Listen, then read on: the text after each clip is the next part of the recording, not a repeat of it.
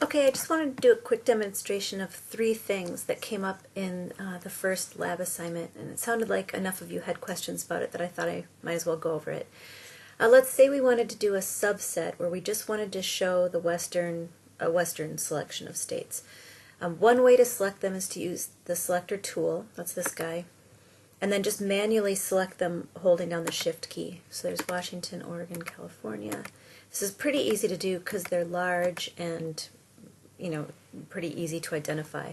But let's say that's our subset. Now the other way to do that would be to go into that Datasets attribute table and just search for the entities that you want and select them in here by clicking in this.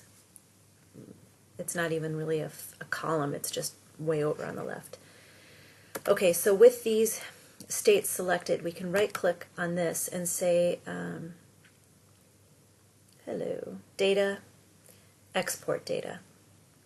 So data export data is kind of a shortcut trick that hopefully you'll be using a lot this semester. It's kind of a go-to to solve a bunch of different kinds of problems. So if we export data, it's going to ask us, do we want to export the selected features? And we do. That's all we want, in fact. We can keep the layer's source data. We could shift it to the data frames, but there's no reason to. And then basically we just need to decide where we want to stick it. I'll just put it on my desktop for simplicity's sake. Actually, just to keep things clean, okay, I'll stick it there. I'm not going to call it export output. I'm just going to call it Western, or West US. How's that? Okay. Now it's going to ask me if I want to add it to the map as a layer, and I do. So now if you notice, I've got my West US data set sitting on top of my states US. That's good news. We can remove the selection. We can actually turn this guy off to test it and see if it worked, and it did. So now one thing we can do is use this to clip or create a display mask so we can get rid of all of this other stuff. Say we only wanted to make a display of those states. So the trick to doing that, it's a data frame thing. You can do a hard clip. There's a tool. If you use the search and search for clip, what the clip tool does is actually physically cuts the other data using this as kind of a cookie cutter, and it creates a new output that's smaller than the input.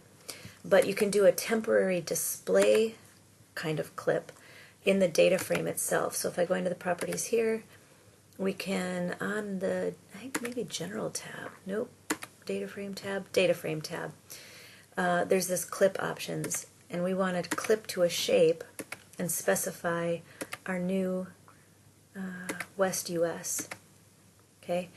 Now, the other way to do this that I've shown a couple people is if we put in the states US, let's say you only wanted New Mexico, you could put the states US in here, select New Mexico, and then do the selected would show up here. But we want to use all because we're using that whole thing. And what that's going to do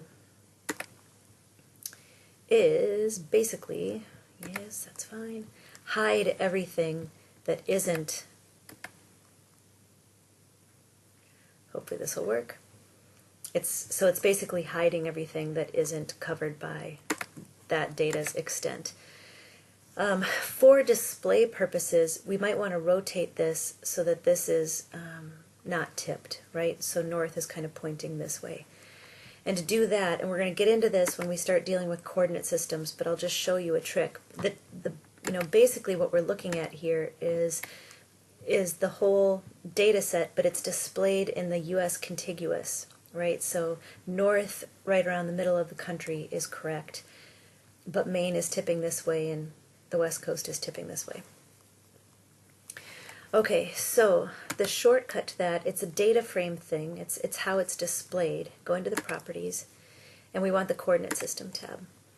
And I think that the easiest way to do this until you really start learning them is to go into the projected folder and use the state plane system, especially if we're just visualizing. If it's just for map purposes, I would probably go into this North American datum of 1983 and then just search for a state, for us in particular, one that's kind of centrally located, like maybe Nevada.